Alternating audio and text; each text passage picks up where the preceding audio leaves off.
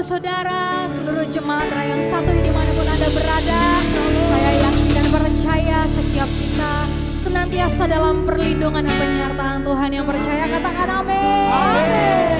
Bapak Saudara, meskipun kita sedang berada di tengah pandemi, seringkali apa yang mata kita tidak pernah lihat, apa yang telinga kita tidak pernah dengar, apa yang tidak pernah timbul dalam hati kita, sering sekali terjadi. Tapi kita percaya kita punya Tuhan yang sanggup, saudara.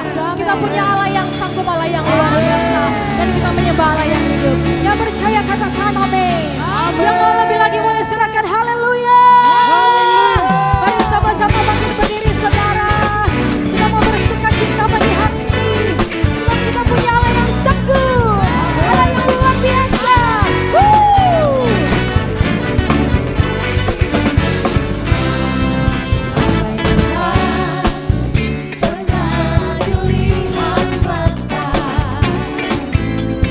Yang tak pernah didengar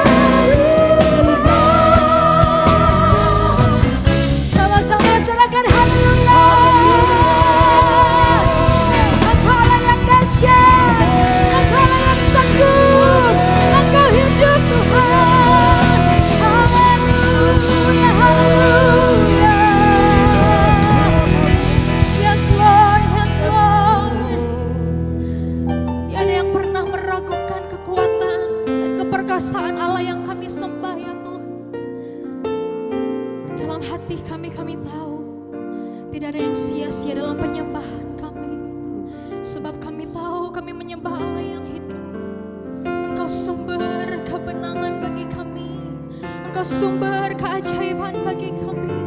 Saat kami putus asa Tuhan, saat kami tidak tahu harus melangkah kemana, kami tahu kami mendatangi Allah yang hidup. Kami berharap kepada Allah yang hidup ya Tuhan Yesus.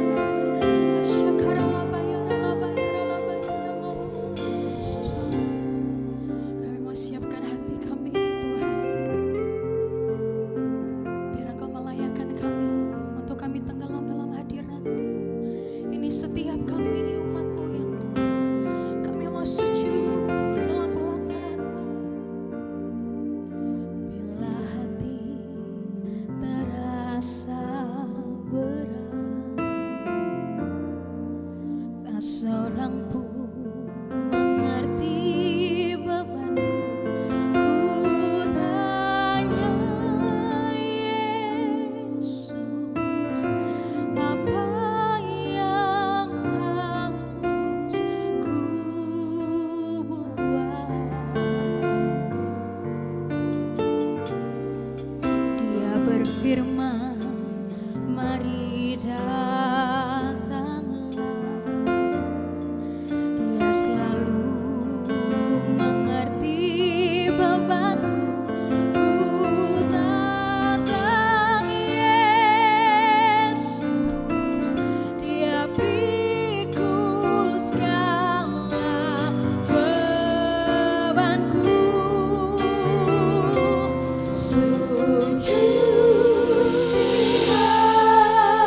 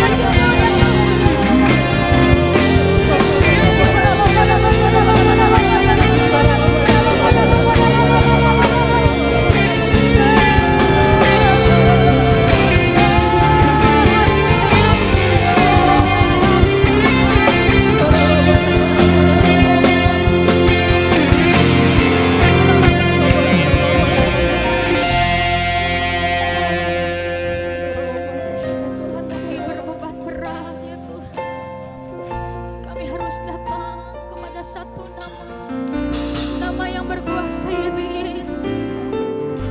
Jesus, kami mau letakkan pengharapan kami di tangan-Mu ya Tuhan. Kami mau letakkan hidup kami di tangan-Mu ya Tuhan. Sebab rancangan-Mu damai sejahtera dan ya dan amin bagi kami.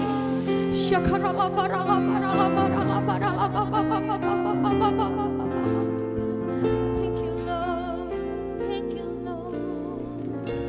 Jesus, Jesus.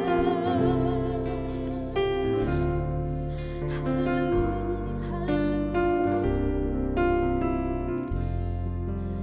Jesus, Jesus. Engkau Allah kami, Engkau Tuhan kami. Kami sujud di kaki-Mu, kami bawa hidup kami, semuanya bagi-Mu Tuhan. Kami berharap hanya kepada-Mu, oh Yesus. Sujud di kaki-Mu, sujud di altar-Mu,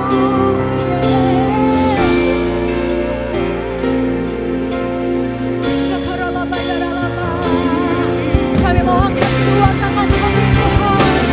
Biarkan Engkau Allah yang bekerja menjamah kami.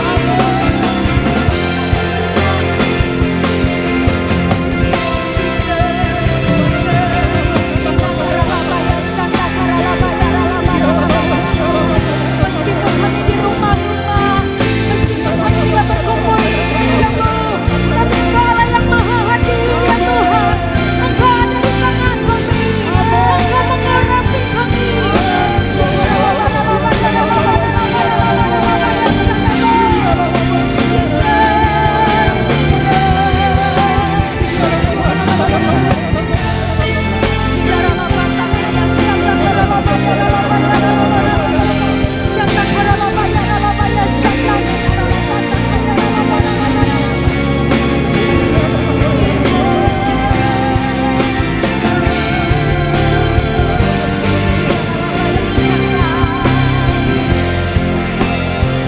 Sama-sama kami lepaskan.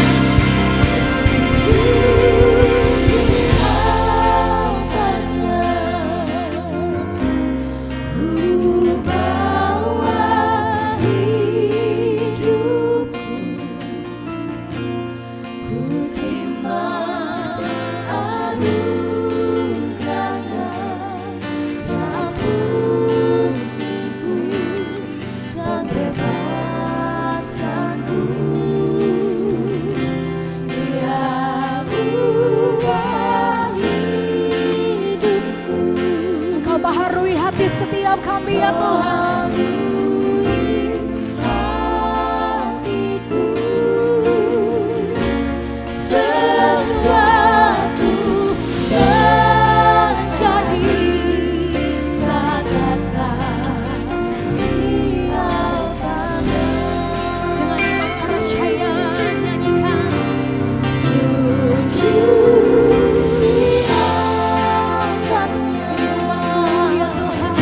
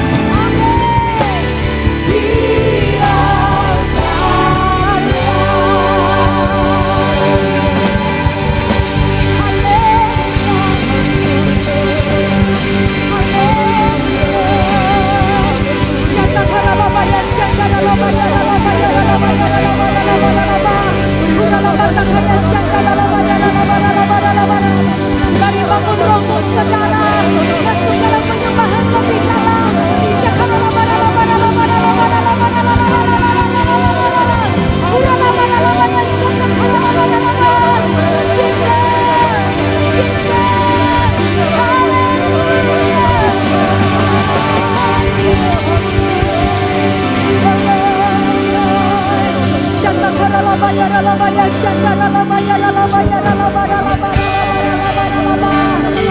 mau masuk dengan iman percaya kami. Kami tidak mau hanya sekedar bernyanyi dan berkata-kata, tapi kami mau bawa iman kami, percaya kami. Sebab di dalam-Mu Tuhan,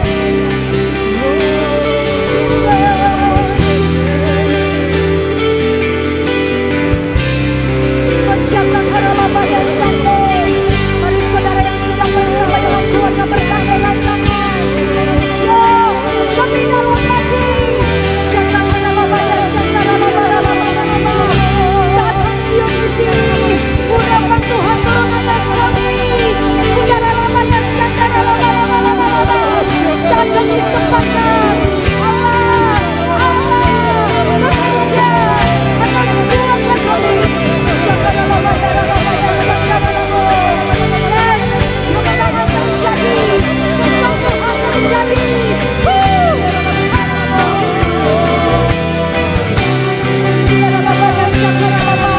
Angkat tangan saudara.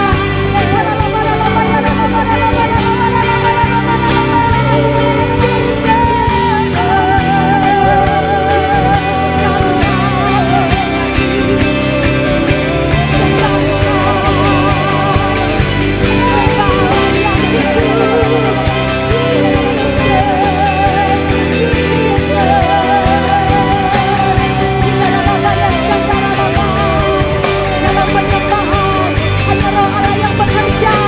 Dalam penyembahan ada roh Allah yang menjamah. Sakit kami sembuh, rumah tangga kami diberkati Tuhan.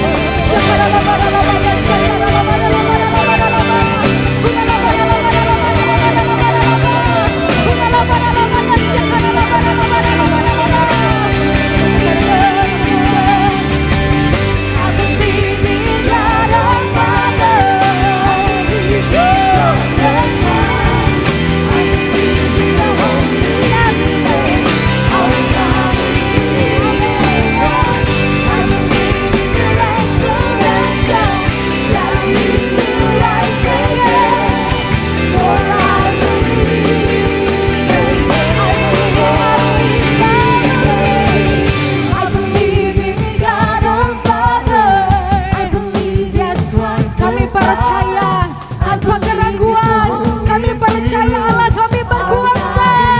Yesus, Allah yang hidup.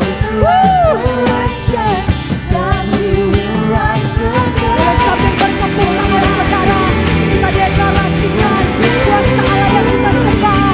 Say I believe, I believe God the Father, I believe God the Son, I believe the Holy Spirit.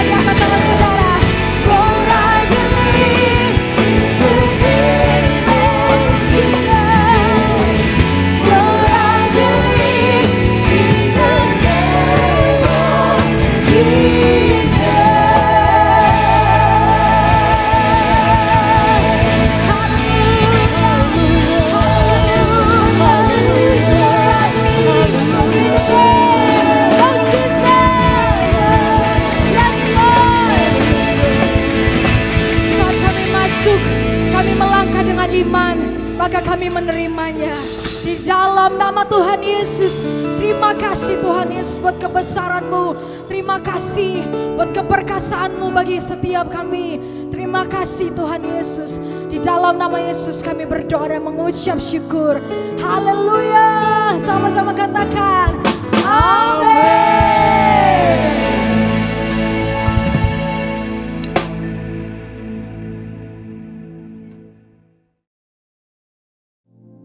Shalom semuanya. Tuhan Yesus berkata dalam Yohanes 14 ayat 12, Aku berkata kepadamu, sesungguhnya barang siapa percaya kepadaku, ia akan melakukan juga pekerjaan-pekerjaan yang aku lakukan. Bahkan pekerjaan-pekerjaan yang lebih besar daripada itu. Sebab aku pergi kepada Bapa. Di sini Tuhan Yesus berkata bahwa kalau kita percaya kepada Tuhan Yesus, maka setelah Tuhan Yesus naik ke sorga, kita akan melakukan pekerjaan-pekerjaan yang dilakukan oleh Tuhan Yesus. Bahkan pekerjaan-pekerjaan yang lebih besar. Pada waktu Tuhan Yesus berada di bumi ini, Tuhan Yesus melayani di Yerusalem, di Yudea, dan di Samaria. Tetapi setelah Tuhan Yesus naik ke sorga, kita yang percaya bahkan akan melayani sampai ke ujung-ujung bumi.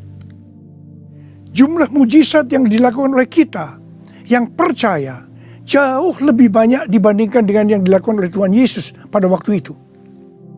Hal ini berarti setelah Tuhan Yesus berada di sorga, Tuhan Yesus menyediakan pengurapan dan berkat double portion kepada kita yang percaya. Double portion bukan hanya berarti 2 kali lipat, tetapi juga berarti berlipat-lipat kali ganda. Amin. Ada berapa banyak di antara saudara yang mau menerima berkat atau pengurapan double portion? Boleh angkat tangan saudara. C.D. Jacobs bernubuat bahwa Pentakosta tahun 2020 tidak sama dengan Pentakosta sebelumnya. Dikatakan bahwa kita sedang memasuki Pentakosta dari Pentakosta, yaitu Pentakosta yang ketiga, di mana ini adalah pencurahan Roh Kudus yang terbesar dan yang terakhir sebelum Tuhan Yesus datang kembali. Untuk itulah Tuhan Yesus memperlengkapi kita dengan pengurapan double portion. Setelah Roh Kudus dicurahkan pada waktu Pentakosta yang pertama, maka salah satu tanda yang terjadi pada waktu itu adalah perubahan paradigma dalam pelayanan. Selama ini, pengertian dari murid-murid Tuhan Yesus adalah bahwa keselamatan hanya untuk orang Yahudi saja. Tetapi dengan adanya peristiwa Cornelius yang bukan orang Yahudi bertobat, dipenuhi dengan Roh Kudus, berbahasa roh, dan menerima baptisan air, maka dengan perdebatan yang cukup panjang, akhirnya dengan kesaksian Petrus, para rasul dan seluruh orang percaya di Yudea dapat menerima bahwa keselamatan bukan hanya untuk orang Yahudi saja, tetapi untuk semua bangsa, termasuk bangsa Indonesia. Dan ini pasti akan menyebabkan perubahan paradigma dalam cara penginjilannya. Demikian pula hal ini terjadi dalam era Pentakosta ketiga ini. Yang jelas dengan adanya pandemi COVID-19 akan terjadi perubahan paradigma dalam pelayanan untuk terjadinya penuaian jiwa yang terbesar dan yang terakhir. Hal yang pertama adalah yang tadinya kita ibadah secara offline, sekarang berubah menjadi ibadah secara online.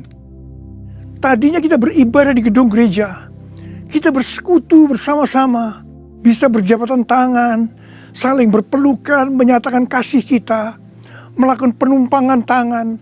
Sekarang sudah tidak bisa lagi. Kita memasuki new normal. Ibadah offline digantikan menjadi ibadah secara online. Terus terang, saya tidak mengerti sepenuhnya dengan adanya perubahan ini. Tapi Tuhan menyuruh saya untuk melakukan seperti apa yang terdapat dalam Yeremia 33 ayat 3. Berserulah kepadaku, maka aku akan menjawab engkau dan memberitahukan kepadamu hal-hal yang besar dan yang tidak terpahami, yakni hal-hal yang tidak kau ketahui. Itulah yang saya lakukan hari-hari ini.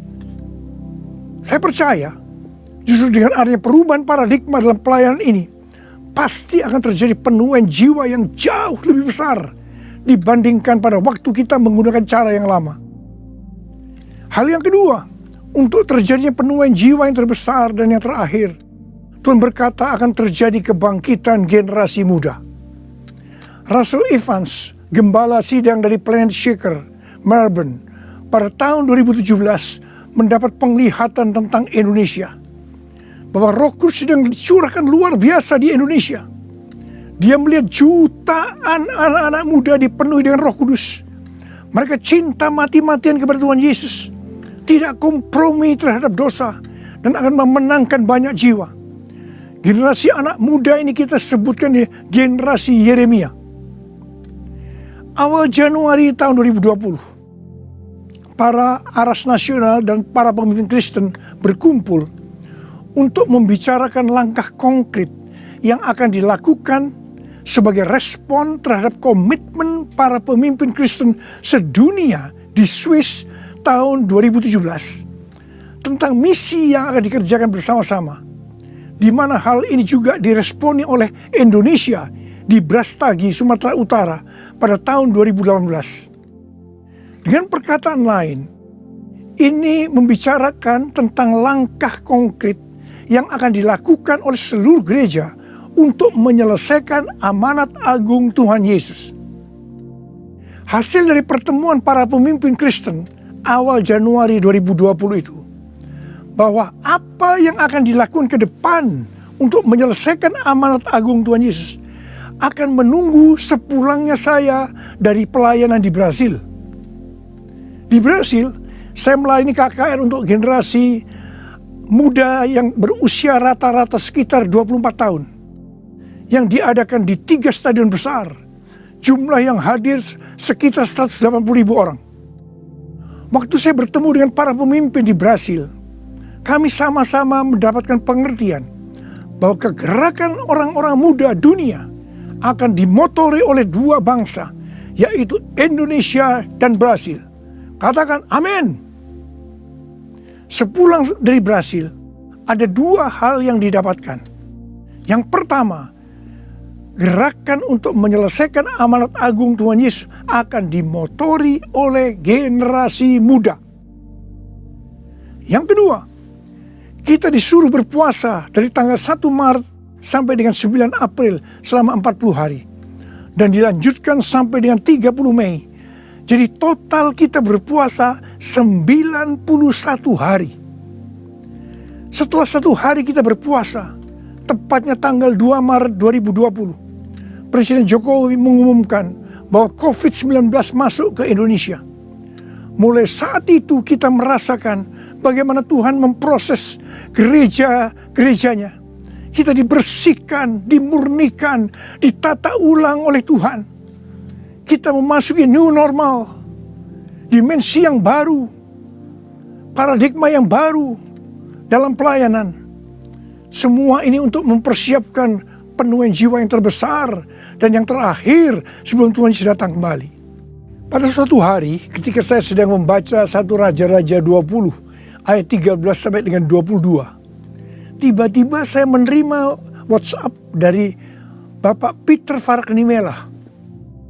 Saya diminta untuk membagikan apa yang ada di dalam hati saya untuk generasi Yeremia pada acara live streaming Generasiku Bangkit yang kedua dengan tema Finishing a Great Commission pada tanggal 26 Juni 2020. Terus terang saya kaget, surprise. Sebab kalau kita membaca ayat-ayat dari 1 Raja-Raja ayat 20 ayat 13 sampai dengan 22 itu menceritakan tentang seorang nabi yang datang kepada Ahab, Raja Israel, untuk menyampaikan pesan Tuhan bahwa Tuhan akan menyerahkan musuh mereka, yakni orang-orang Aram yang sedang mengepung Samaria. Ahab bertanya, siapa yang akan membantu untuk melawan musuh yang begitu besar itu? Nabi itu menjawab, orang-orang muda, pengiring kepala-kepala daerah yang jumlahnya hanya 232 dari 7.000 orang Israel. Orang-orang muda ini yang akan menyerang lebih dulu. Orang-orang muda yang jumlahnya 232 ini yang diikuti oleh para prajurit menghancurkan orang-orang Aram. Pada saat itu Tuhan berbicara kepada saya bahwa untuk ke depan ini generasi Yeremia yang harus memimpin peperangan rohani untuk penuaian jiwa yang terbesar dan yang terakhir. Ini merupakan suatu paradigma baru dalam pelayanan. Tuhan, ini aku, jadikanlah ku alatmu untuk memberitakan Injilmu.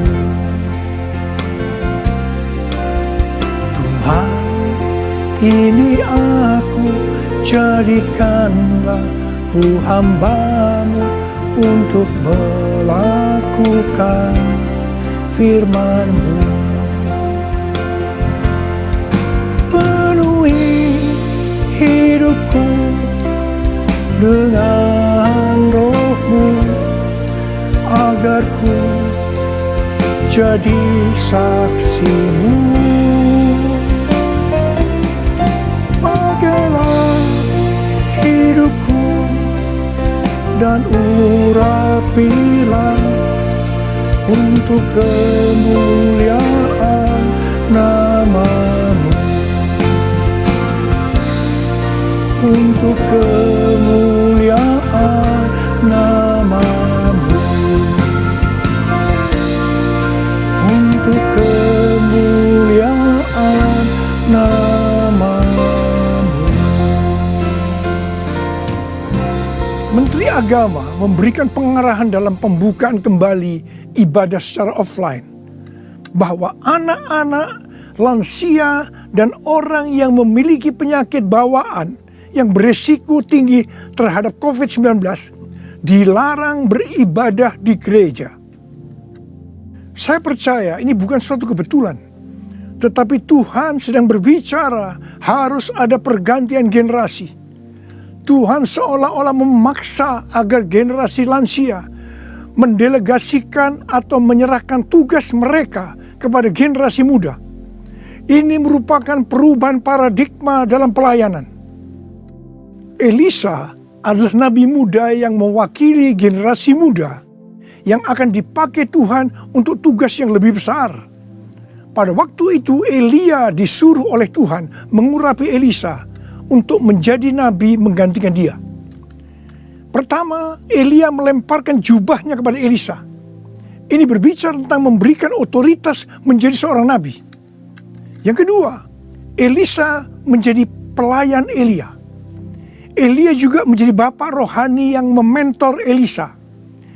Elisa sangat setia kepada nabi atasannya, sehingga Elisa dikenal sebagai yang dahulu melayani Elia. Yang ketiga, Elisa terus mengikuti Elia kemanapun dia pergi. Elia ke Gilgal, Betel, Yericho, Sungai Yordan.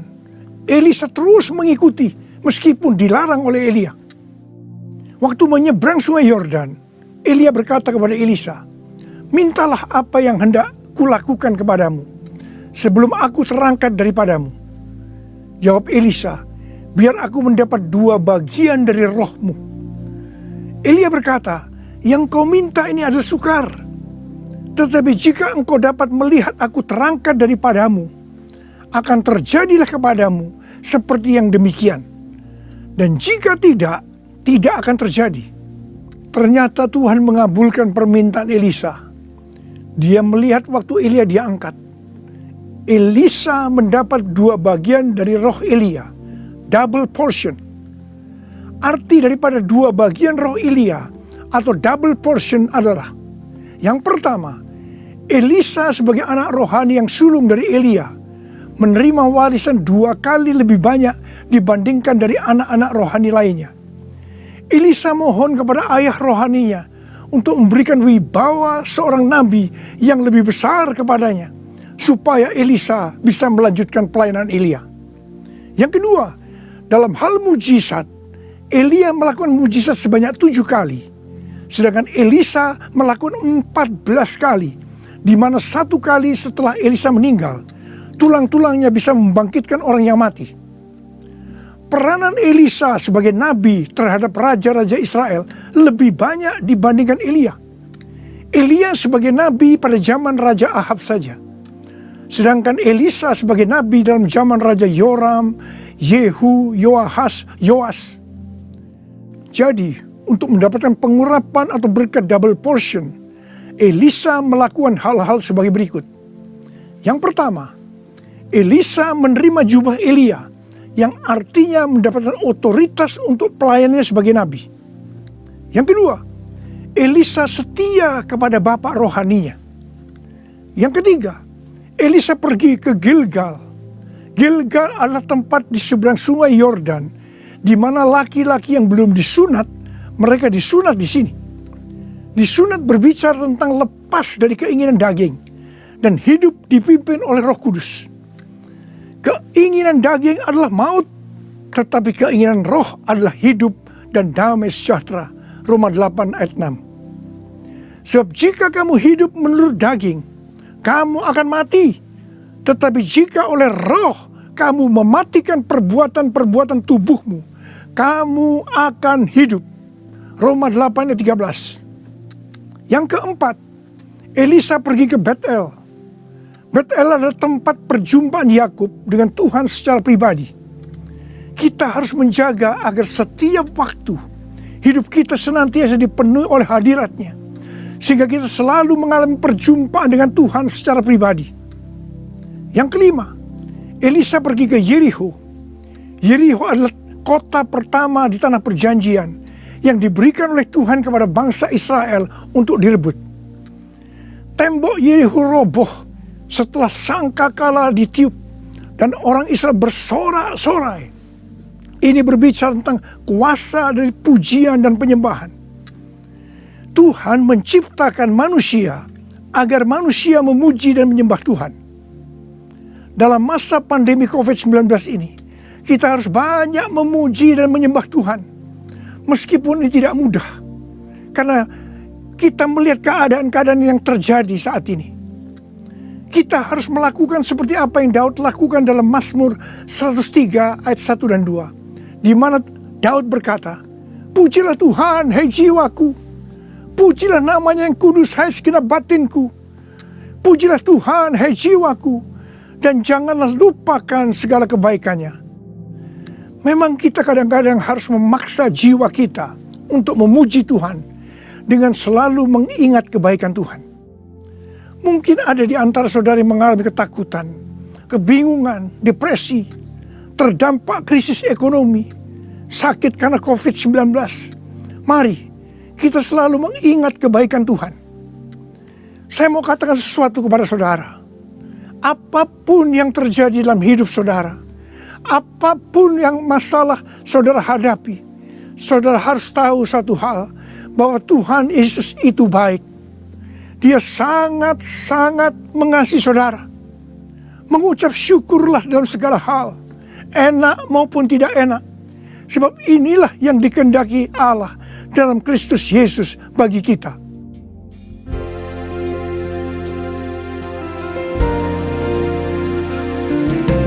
Bapa, Engkau baik.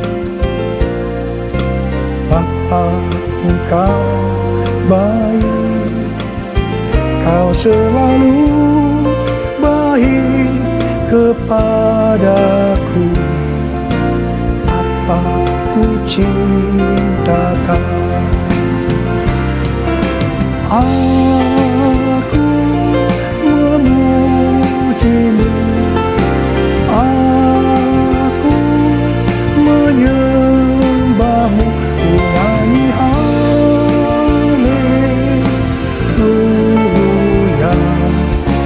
Bapa ku cintakan. Bapa ku cintakan. Bapa ku cintakan.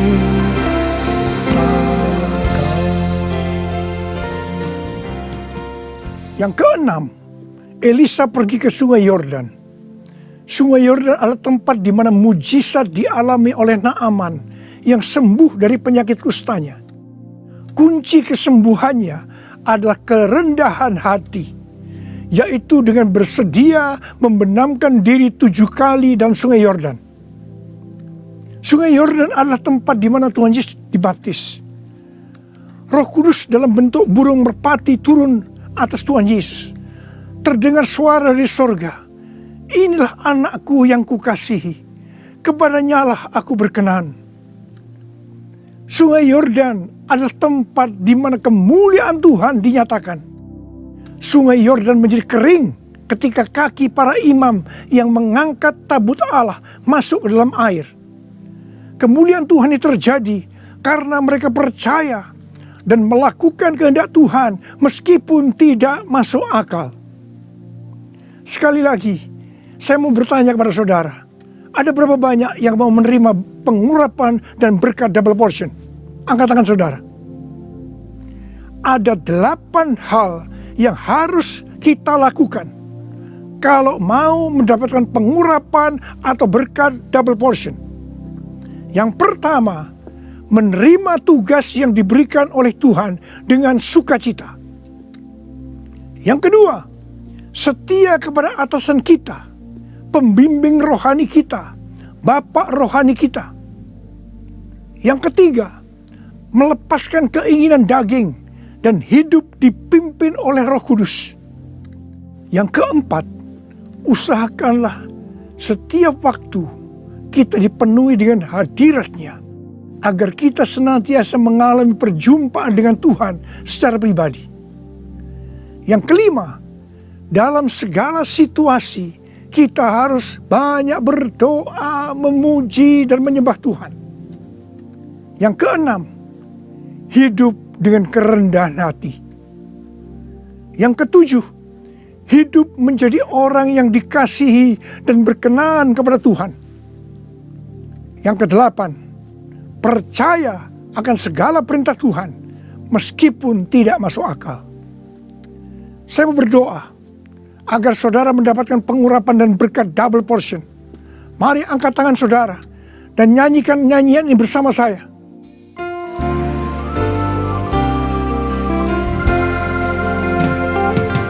Anointing, follow me. Anointing, follow me. Let the power of the Holy Spirit fall on me. Anointing, fall on me. Anointing, fall on me. Anointing, fall on me. Let the power of the Holy Spirit fall on me. Anointing, fall on me. Anointing, fall on me. Anointing, fall on me. Angkat tangan saudara. Angkat tangan saudara, mari kita angkat tangan saudara. Urala bala bala bala bala bala bala. Urala bala bala bala. Uria berbahasa roh, berbahasa roh. Urala bala bala bala bala bala. Uria la la bala bala bala bala bala bala bala. Ora bala bala. Tuhan curahkan pengurapan-Mu. Pengurapan double portion. Pengurapan double portion, berkat double portion. Terima, terima, terima, terima, terima, terima. Urala basikala la bala. Terima, terima, terima. Pakai anak-anak-Mu Tuhan menjadi alat-Mu Tuhan. Dengan pengurapan double portion, mereka akan melakukan, menyelesaikan amanat agung Tuhan Yesus. Terima, terima, terima. Oh, berkati anak-anak-Mu, berkati mereka semua Tuhan. Kau menyembuhkan yang sakit. Terima, terima kesembuhan, terima kesembuhan, terima, terima, terima, terima. Diberkati oleh Tuhan. Terima kasih. Terima kasih Tuhan. Terima kasih. Terima kasih. Dalam nama Yesus. Amin. Mari saudara-saudara, kita akan masuk dalam perjamuan kudus. Kita akan mengingat ayat ini. Sebab setiap kali kamu makan roti ini dan minum cawan ini, kamu memberitakan kematian Tuhan sampai Ia datang. Perjamuan kudus adalah perjamuan Tuhan Yesus sendiri. Setiap kali kita masuk dalam perjamuan kudus, Tuhan Yesus selalu berkata, biarlah ini menjadi peringatan akan aku. Karena itu mari arahkan hati saudara kepada kebaikan Tuhan. Kita akan mengingat kebaikan Tuhan. Mari kita tundukkan kepala. Tuhan, siapakah kami sebelum kami mengenal Engkau? Kami semua orang berdosa, upah dosa adalah maut, mati. Tapi Engkau yang tidak berdosa telah dijadikan dosa oleh karena kami semua. Engkau harus turun dari sorga mulia, menjelma menjadi manusia, mati ganti kami dengan penderitaan yang luar biasa. Sungguh kalau kami pikirkan Tuhan betapa baiknya Engkau itu. Engkau jadikan kami sebagai anak-anak-Mu. Engkau berkati, Engkau tuntun, Engkau bela, Engkau lindungi, Engkau tegur kalau kami salah. Engkau mengurapi kami, Engkau sembuhkan kami ya Tuhan. Itu Engkau ya Aba. Itu Engkau ya Aba. Tuhan akan memberkati saudara melalui perjamuan kudus. Tapi Tuhan mau kita makan dan minum dengan cara yang benar. Oleh karena itu masing-masing introspeksi. Sudah masing-masing berdoa. Lihat keadaan dirimu masing-masing. Jangan menyimpan dosa. Kalau ada dosa yang selama ini belum diselesaikan dengan Tuhan, dan Tuhan ingatkan saat ini, langsung minta ampun. Minta ampun. Minta ampun. Ampuni saya Tuhan. Ampuni Tuhan. Ampuni ya Tuhan. Tuhan ampuni anak-anak-Mu. Ampuni mereka ya Tuhan. Ampuni. Layakkan kami untuk masuk dalam perjamuan kudus. Terima kasih Bapa. Kami akan masuk dalam perjamuan kudus dengan hati yang penuh ucapan syukur. Dalam nama Yesus yang berdoa. Amin. Sekarang mari angkat roti di tangan kanan saudara tinggi-tinggi. Sebab apa yang telah kuteruskan kepadamu telah aku terima dari Tuhan. Yaitu bahwa Tuhan Yesus pada malam waktu Ia diserahkan mengambil roti. Dan sesudah itu Ia mengucap syukur atasnya. Dia memecah-mecahkannya dan berkata, inilah tubuhku yang diserahkan bagi kamu. Perbuatlah ini menjadi peringatan akan aku. Sudah dikasih Tuhan. Bukankah roti yang kita pecah-pecahkan ini adalah persekutuan kita dengan tubuh Kristus? Mari kita makan dalam nama Yesus.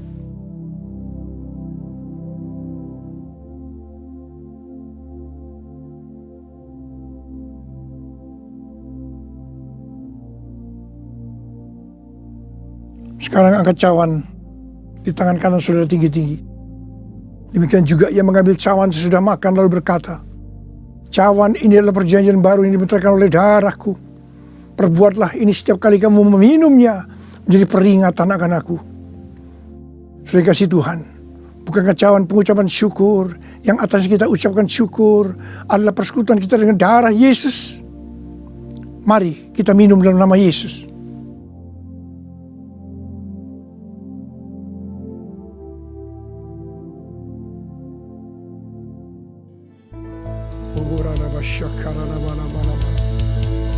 Angkat tangan saudara. Mari ucapkan syukur dengan suara. Jangan diam. Terima kasih ya Tuhan. Kami bersyukur ya Tuhan. Kami bersyukur ya Tuhan. Terima kasih ya Tuhan. Terima kasih. Terima kasih ya Tuhan. Terima kasih buat kebaikan Tuhan. Terima kasih buat kebaikan Tuhan. Terima kasih ya Tuhan. Terima kasih. Terima kasih. Terima kasih. Terima kasih ya Tuhan. Terima kasih.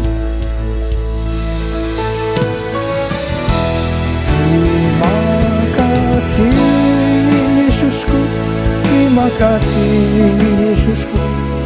Puji syukur hanya bagi Tuhanku.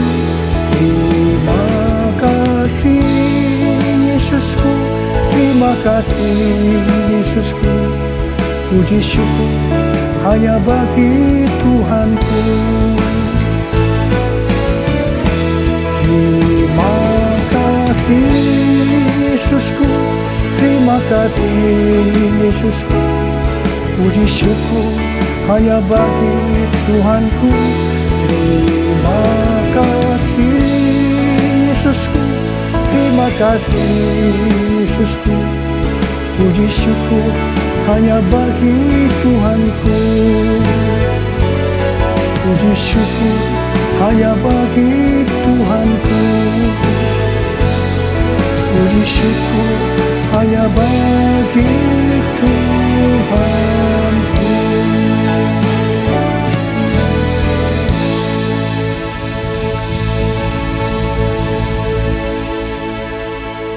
Pulanglah dengan berkat Tuhan.